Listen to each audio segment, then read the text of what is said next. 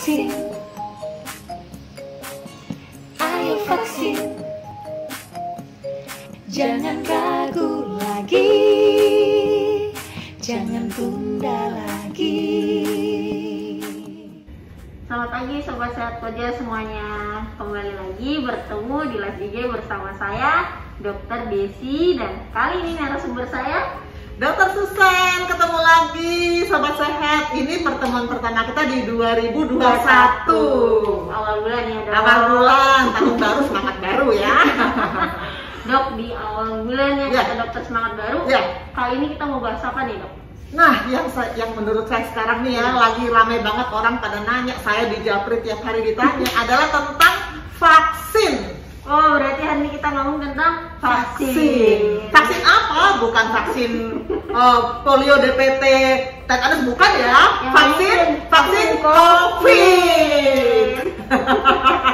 Jadi hari ini kita ngebahas yang paling in ya dok. Ya, yang vaksin COVID. hangat dibicarakan. Benar-benar. Pasti yang paling pertama nih dok, Ya. Sobat Sehat Koja pengen tahu nih. Ya.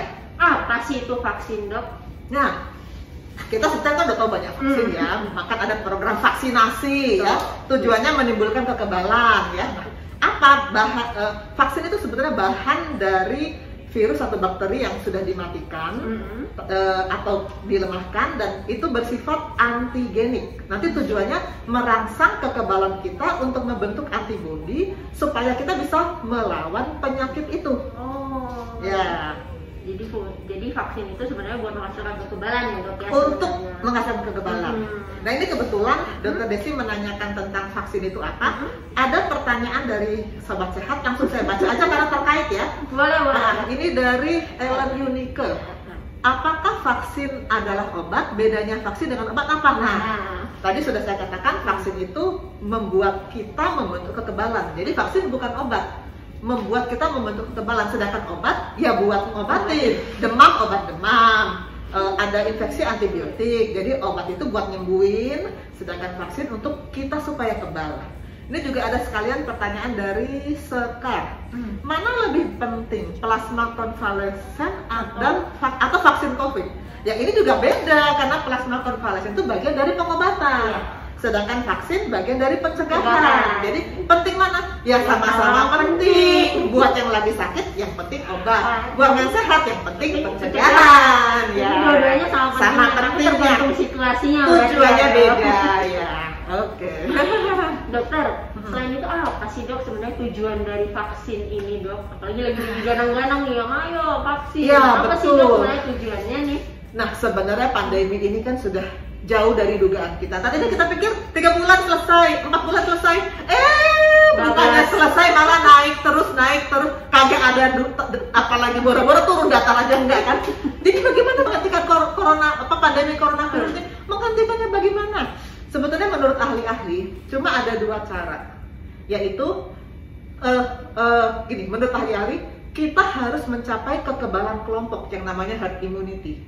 Nah, itu bisa dicapai cuma dengan 2 cara. Pertama, yang terinfeksi lebih dari 60%, memang enak. Yang kedua, divaksin lebih dari 60 atau 70%, sehingga sebagian besar punya kekebalan, maka secara kelompok kita juga bisa melindungi yang orang-orang tua, orang-orang komorbid yang nggak bisa divaksin. Jadi vaksinasi kita pertama melindungi diri kita sendiri supaya kita kebal, tapi juga melindungi kelompok, melindungi masyarakat, dan membuat Indonesia, negara kita ini yang tercinta ini bisa bebas dari pandemi. Aduh, pengen banget kan bebas lagi kan, jalan-jalan lagi. Lagi. Karena itu imunisasi COVID-19 ini sangat penting. Betul. Ini saya dapat di webinar ya. Tujuan pertama menurunkan kesakitan dan kematian akibat COVID-19. Ini kan yang buat individu ya, supaya kalau kena jangan mati. Kalaupun kena tapi ringan. Nah, ini kebetulan ada pertanyaan dari Desiana Martino. Pertanyaannya sebetulnya kalimatnya agak ini ya. Apakah orang yang sudah vaksin akan memiliki risiko gejala berat lebih kecil saat terinfeksi COVID-19?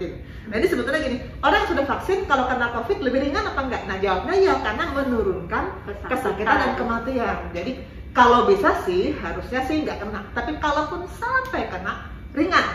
karena dia sudah punya kekebalan. Ibaratnya sudah kenalan ya dok ya? Ya, tubuhnya sudah kenal sama ini, sama si virus, tapi dalam bentuk virus yang sudah dimatikan.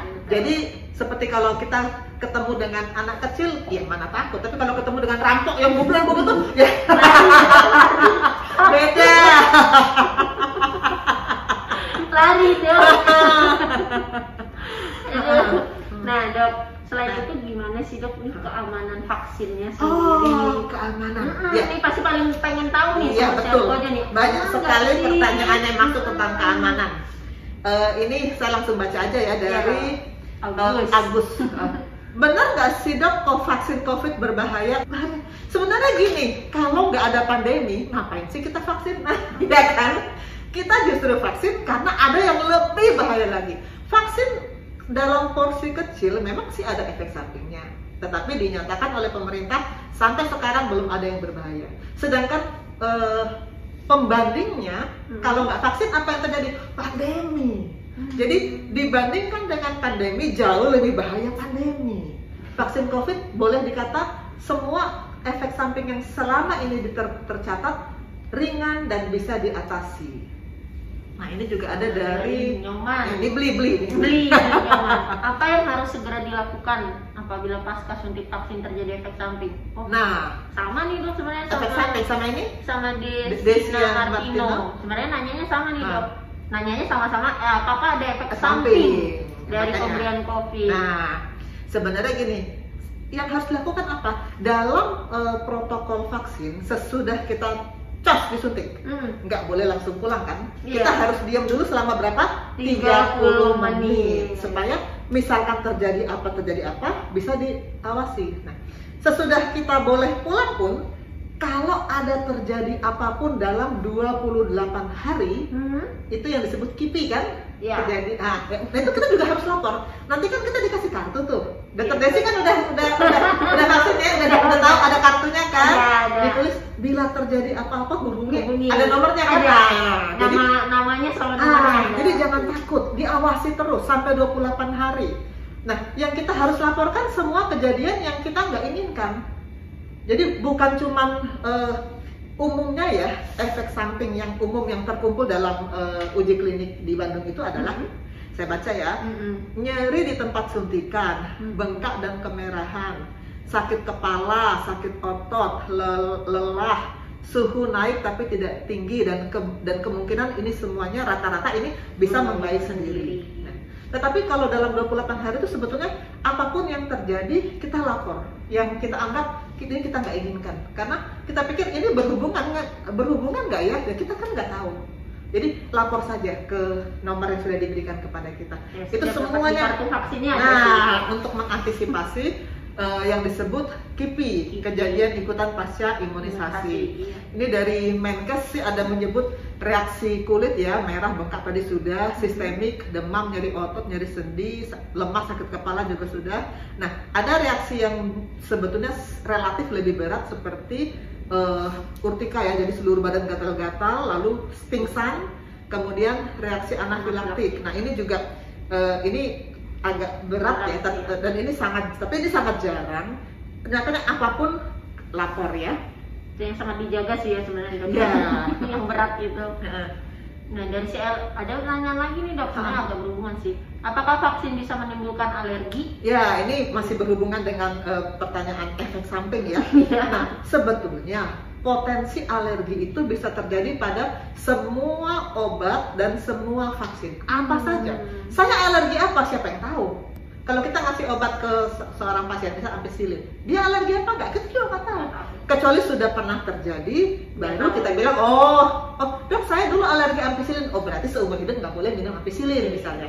Itu sangat individu, nggak bisa ditebak, dan yang penting kalau udah tahu ya jangan diberikan. Makanya kalau ketika vaksin yang pertama terjadi alergi, maka vaksin yang kedua akan ditunda, ditunggu protokol baru. Dan itu bisa ditanyakan sih memang dok ya. Apakah ada alergi nih waktu dia dapat vaksin pertama?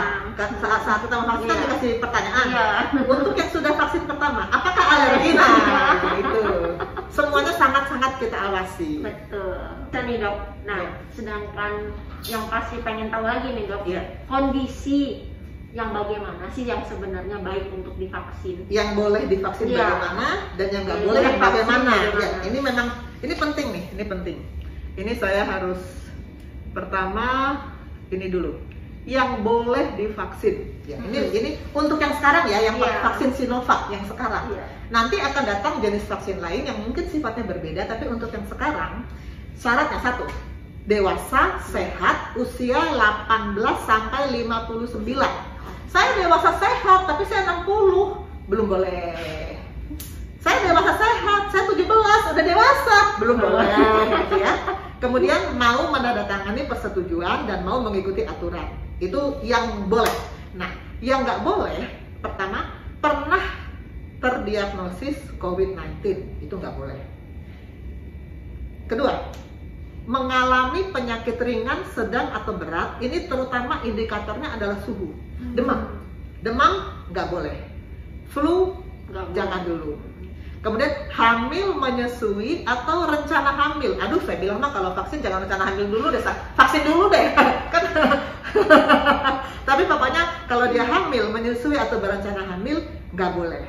Nah, kemudian selanjutnya tadi yang dokter Desi tanyakan yang penyakit-penyakit ya, yang Iya. tadi pertanyaan Kondisi. dari Desita. Nah, sekarang ini memang ya dari PAPDI, Persatuan Ahli Penyakit Dalam Indonesia sudah memberi daftar kondisi yang boleh dan nggak boleh divaksin. Ini saya baca singkat aja karena ini penting. Iya, iya. Ya, kalau dia ada alergi obat, alergi makanan, itu boleh. Karena belum tentu alergi terhadap obat dan makanan tertentu, belum tentu alergi dengan vaksin. Karena alergi itu sangat individu, sangat spesifik. Jadi nggak bisa dipastikan. Boleh. Asma kalau nggak lagi serangan, boleh. Kalau nggak asal jangan kumat ya dok ya. Asal nggak lagi serangan. Iya. Jadi dia asma kan kalau nggak serangan kan biasa, nggak ketahuan dia asma malah. Boleh, asma kalau nggak serangan boleh. Kemudian ini rinitis alergi ini apa ya?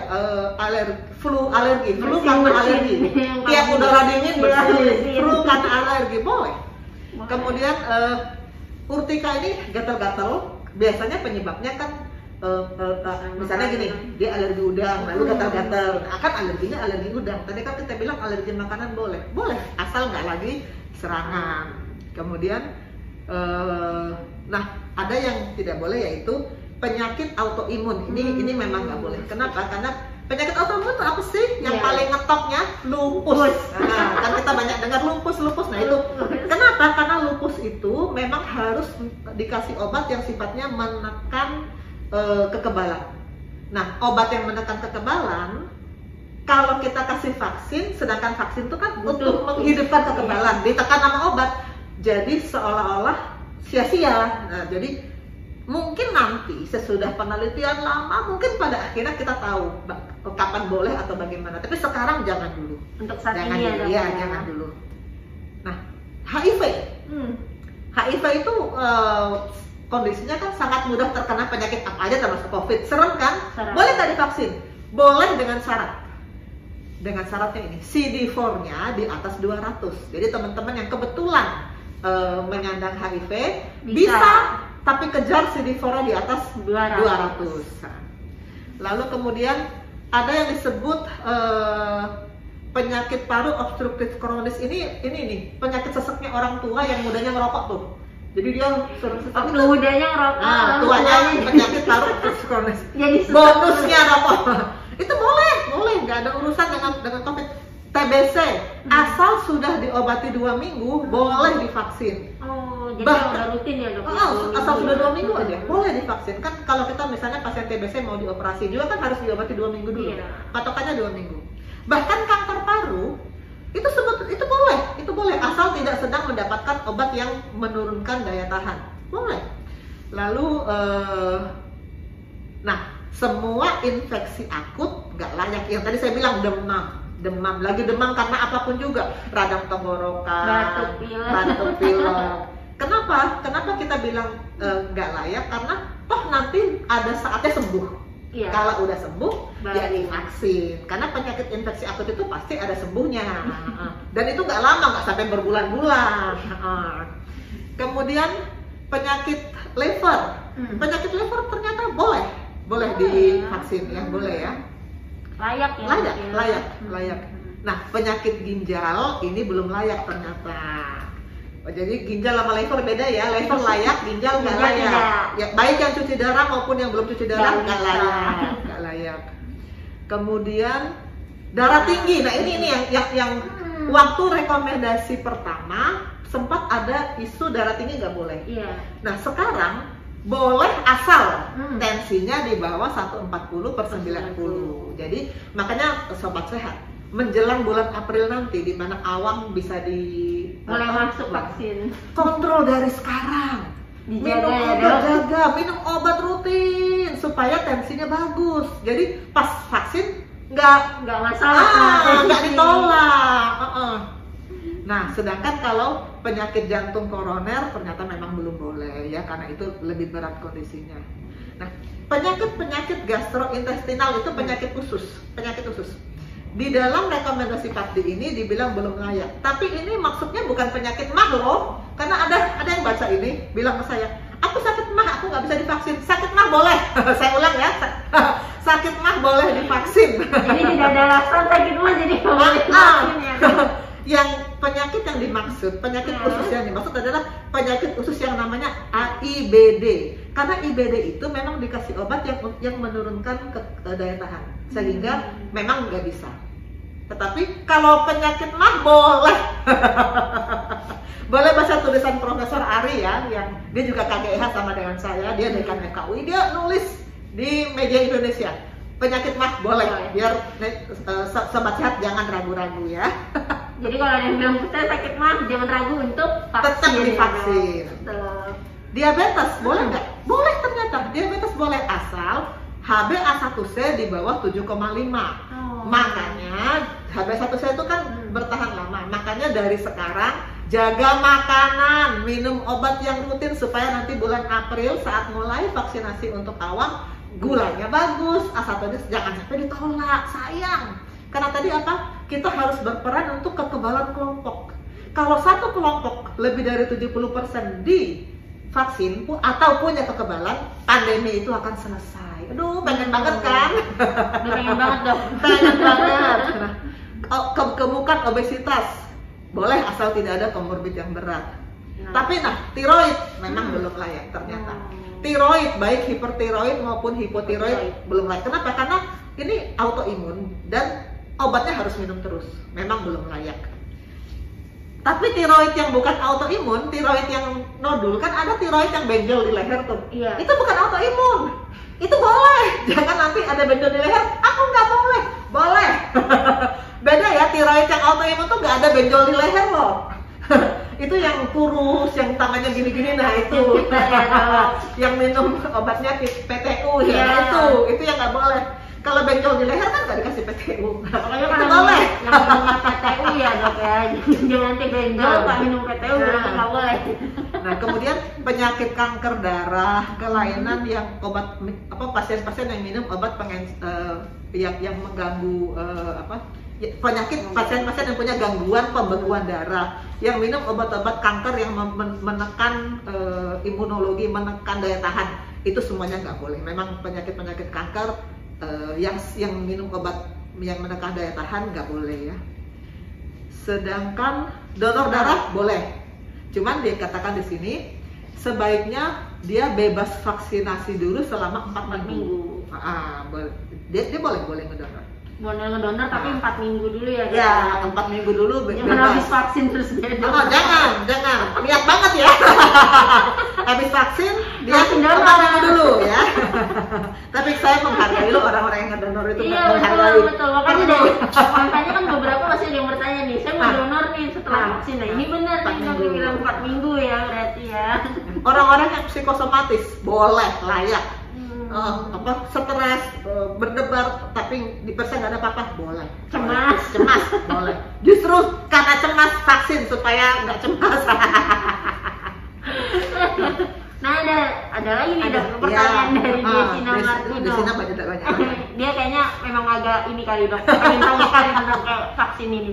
Izin bertanya dokter, mengapa vaksinasi COVID dilakukan 2 kali dalam jeda waktu 14 hari. Nah, kenapa tuh? Kenapa nggak 3 kali? Kenapa nggak 5 kali? Iya, kenapa 2 kali dok? Jedanya 14 hari lagi. Karena memang penelitiannya begitu. Jadi penelitian yang dilakukan di kalau Sinovac kan di Tiongkok ya, itu memang membuktikan bahwa hasil itu akan bermakna kalau dalam jarak 14 hari diulang sekali lagi, dan kapan ada kekebalan 14 hari lagi sejak vaksin kedua. Jadi vaksin pertama, lalu 2 minggu vaksin kedua, 2 minggu kemudian baru ada perlindungan. Jadi jangan merasa sudah divaksin besoknya langsung lepas masker. No. Tetap protokol. Langsung ngeriung ya, lepas masker ngeriung. Nah ini sama nih dok nih, dari Sekar nih, kalau seseorang yang sudah divaksin akan bisa mendapatkan positif COVID nantinya dok? Nah ini sama dengan dari Karina, dia juga bilang ada bupati bla bla bla bla terkena COVID setelah vaksin. Bagaimana sama ini dari Ellen juga nanya, sama ada ini. Berita sudah divaksin terterai, kenapa? Padahal udah vaksin Kan kan? udah vaksin. Nah tadi kan saya bilang vaksin nih, besoknya ya masih bisa vaksin pertama, vaksin kedua, 2 minggu kemudian baru ada perlindungan. Jadi sangat mungkin ketika sesudah vaksin masih ada bolong nih protokolnya, masih ada atau saat divaksin sebetulnya sudah tertular, cuman OTG nggak ada gejala sama sekali, itu juga bisa. Misalnya kedua hari sebelum vaksin kita kebetulan makan bareng, foto-foto bareng, lepas masker, itu yang saya paling, aduh kenapa sih? Kalau saya lihat di sosial media Rindu dong, orang rindu. pada lepas masker, foto bareng, gaya-gaya sih cakep, tapi Padahal besoknya mau vaksin. saya melihatnya. Karena dicontoh sama orang, selalu saya dicontoh sama orang nanti. Nah masih lagi nih dok, Desina Martino. Dokter, apakah ada hal-hal yang perlu dihindari setelah pemberian vaksin? Yang pasti kalau saya bilang sesudah dapat vaksin tetap protokol, tetap itu yang paling penting. Jangan merasa sudah vaksin bebas, aduh, tetap protokol. Kapan protokol berhentinya tunggu pemerintah bilang dong, karena yang tadinya menyuruh protokol semua pakai masker kan pemerintah yang menentukan kapan boleh. Dan tentu saja sesudah vaksin, seperti vaksin secara umum, kita juga jangan lalu cari apa tuh yang kayak kecapean. Ya kita membatasi istirahat secukupnya. Jadinya tambah semangat. Habis vaksin langsung pergi. Jangan cari masalah deh. Habis vaksin makannya terbang. Dari Beli nih dok, Beli Nyoman. Apakah semua usia aman untuk mendapatkan vaksin COVID? Nah ini tiap-tiap vaksin kalau saya baca di referensinya punya usia masing-masing. Seperti Sinovac kan 18 sampai 59. Pfizer lebih atau sama dengan 16 tahun. AstraZeneca 5 sampai 12 tahun dan di atas 18 tahun. Sinovac 18 sampai 85 tahun. Moderna lebih atau sama dengan 18 tahun. Novavax juga lebih atau sama dengan 18 tahun. Nah ini kenapa beda-beda ya? Karena ini tergantung ketika mereka meneliti vaksin tersebut. Nah kita sekarang yang ada di negara kita baru satu, yaitu Sinovac. Makanya biayanya 18 sampai 59 tahun. Dari Monica Chandra nih dok, apakah sebelum vaksin perlu screening PCR atau swab antigen untuk menentukan status COVID-nya, misalnya OTG? Karena menurut rekomendasi PAPDI, orang yang pernah atau sedang terkena COVID merupakan kriteria eksklusi dari penerimaan vaksin. Iya betul, ini sebetulnya pertanyaan banyak sekali yang tanya. Perlu dicek dulu nggak? Kalau di penelitian pasti dicek dulu. Kalau di penelitian ya, tapi dalam vaksinasi massal tidak dilakukan. Kenapa? Buat terlalu banyak waktu habis. Ini aja vaksinasi massal ini sampai tahun 2022 kan? Ya. Satu negara loh, ini bukan cuma satu kelurahan, satu negara. Bayangin kalau pakai cek dulu, cek lagi, nggak kelar-kelar. Jadi memang kebijakan pemerintah kalau untuk massal tidak perlu cek ini cek itu. Kita tahunya sudah kena COVID dari apa? Dari waktu kita datang dikasih daftar pertanyaan, apakah sudah pernah kena COVID? Gitu aja. Iya. Sudah atau belum? Udah, itu aja. Jadi nggak repot-repot periksa karena terlalu banyak makan waktu. Kita harus mencapai orang satu negara. Harus tercapainya banyak, kalian kayak terbilang kan 60. Dari Reski nih dok. Dokter, apa yang sudah pernah terpapar COVID tidak perlu divaksin lagi? Masih bertanya juga nih tapi sama nih. apakah dianjurkan untuk divaksin juga yang sudah pernah terpapar? Terima kasih. Sebetulnya hampir sama kayak dia ini banget ya, kepo banget sama yang sudah Iya, pernah. yang sudah pernah nih, Iya. sudah pernah nih, bisa divaksin nggak? Kepo nih. Kalau dalam protokol sekarang kan begitu tahu sudah vaksin eksklusi kan? Iya, betul. Tidak ikut kan? Iya. Kenapa? Sebenarnya apakah untuk seterusnya dia nggak perlu vaksin? Nah, orang yang sudah pernah kena COVID sebetulnya sudah punya daya tahan, sudah punya. Jadi kalau dikasih vaksin bahaya nggak? Sebetulnya enggak. Tapi sayang vaksinnya, mendingan buat orang lain yang belum punya daya tahan. Itu maksudnya, karena vaksinnya kan terbatas. Berikan pada yang belum punya daya tahan. Ini kan sudah punya nih. Tapi kapan nanti kapan daya tahan saya turun sehingga perlu? Nah, itu sedang dalam penelitian. Jadi kita tunggu dari pemerintah. Kapan yang sudah kena COVID perlu Vaksin. vaksin lagi. Dari Monica lagi nih dok, jika suntikan pertama sudah diberikan, kemudian di saat menunggu suntikan kedua jadi positif nih dok, bagaimana jadwal suntik keduanya? Apakah menunggu sampai swab PCR-nya negatif atau bagaimana? Nah, ini sama dengan tadi, yang sudah kena COVID menunggu protokol baru karena kita belum ada protokolnya. Masih diteliti kapan itu daya tahannya turun sehingga perlu vaksin. Masih menunggu protokol.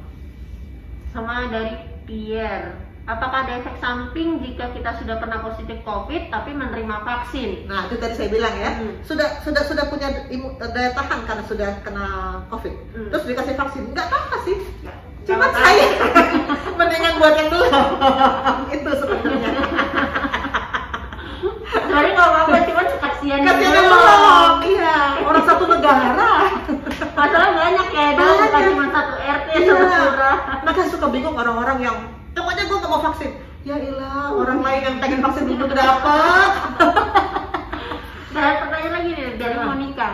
Bagaimana interaksi vaksin COVID dengan vaksin-vaksin lainnya? Bila ada seorang yang memiliki rencana vaksin lain selain COVID, apakah ada jarak waktu yang aman nih dok untuk pemberian vaksin? Misalnya kebetulan dia mau vaksin HPV, Iya. gitu kan, atau mau vaksin hepatitis B, gitu kan, jaraknya 1 bulan. Oh, jaraknya 1 bulan. 1 bulan Oh. untuk vaksin berikutnya. Dari Pierre lagi nih dok. Nah sama nih dok. Apakah aman menerima vaksin sementara sedang mengkonsumsi obat? Nah, Obatnya bagaimana nih? Nah, betul. Kalau saya sekarang tiap hari minum vitamin C, vitamin D, tiap hari. Dokter Desi juga kan? Iya. Tapi vaksin kan? Vaksin. Kalau obat-obat itu obat-obat biasa, nggak apa-apa. Obat yang nggak boleh apa? Obat yang menurunkan kekebalan. Yang tadi saya bilang obat kanker Ya.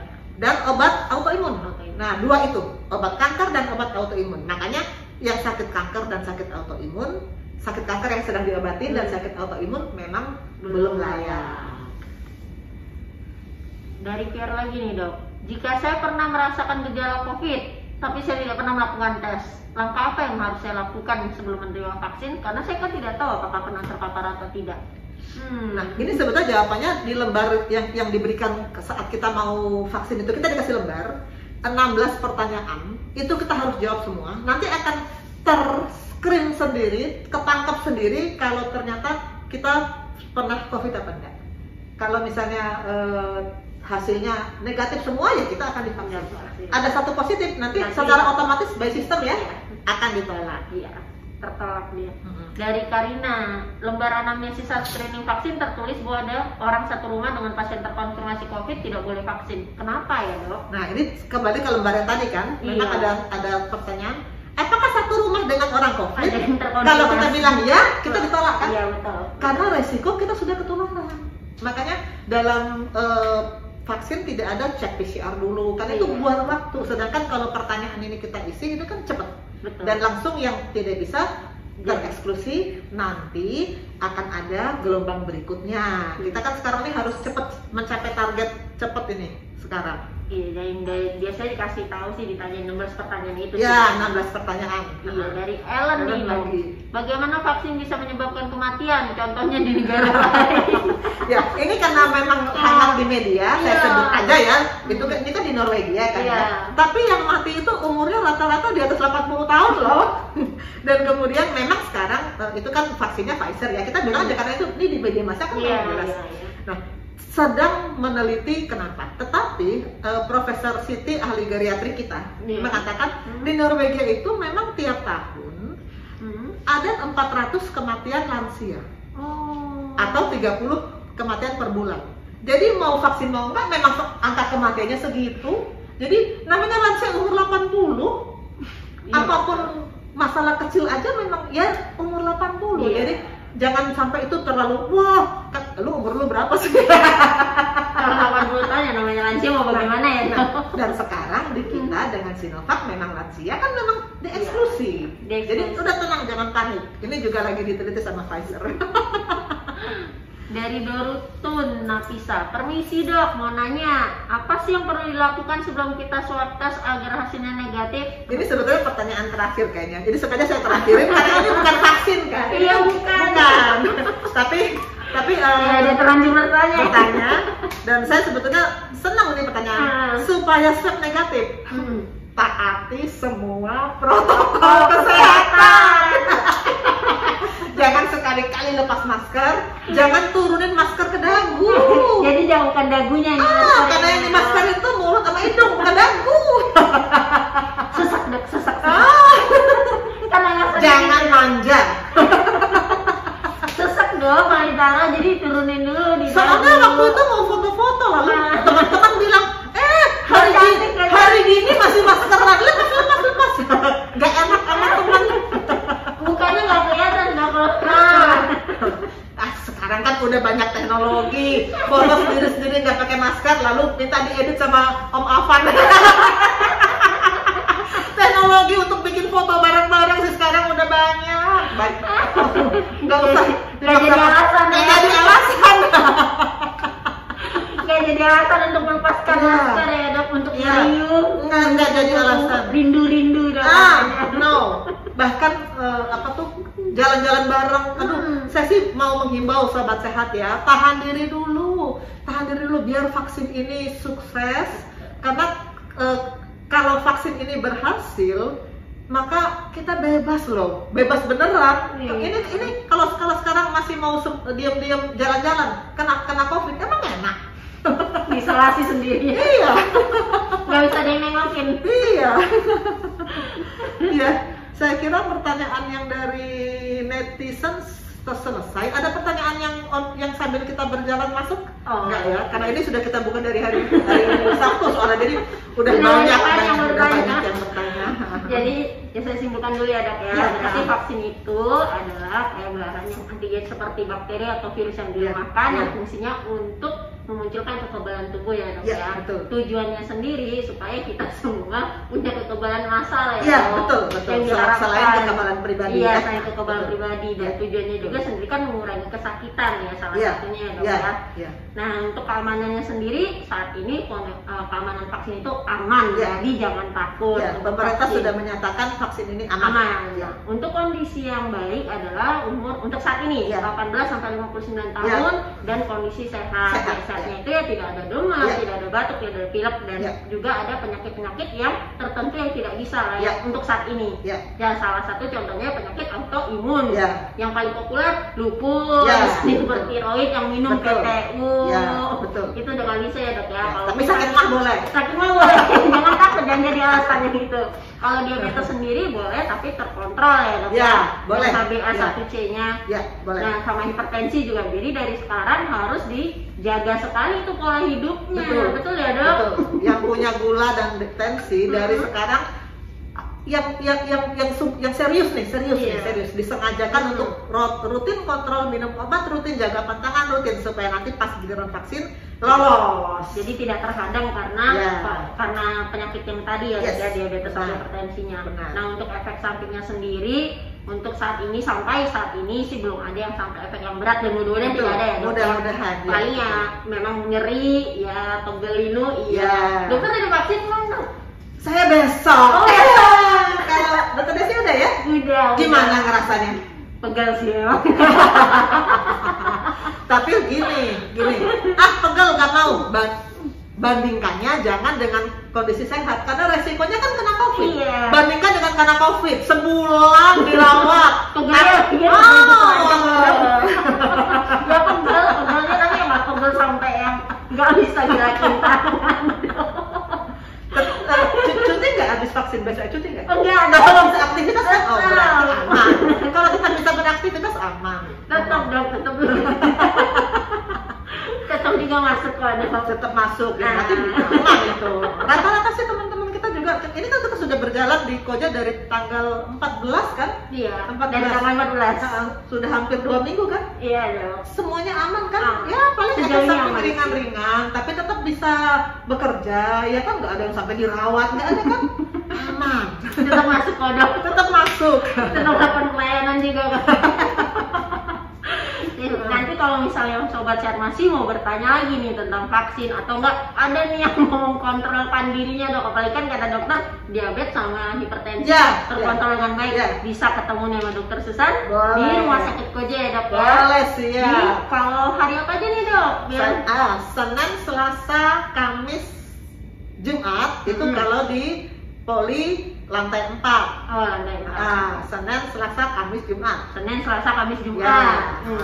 Sedangkan kalau di Poli Mandiri itu setiap hari, Senin sampai Jumat tiap hari. Ada terus Ada, ya, dok. iya. Setiap hari ada Iya. terus untuk di Poli Iya. Mandirinya. Jadi Siap, ketemu nih. kalau sobat sehat mau nanya tentang vaksin, tanya aja.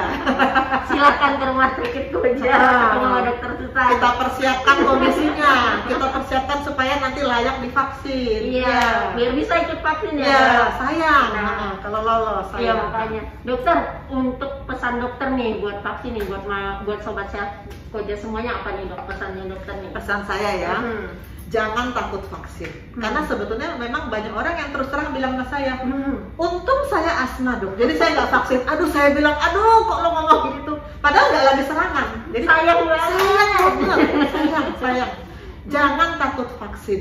Malah kita harus mempersiapkan diri sebaik-baiknya, jaga kesehatan, dan satu lagi, doa. Karena kita manusia, usaha kita terbatas loh.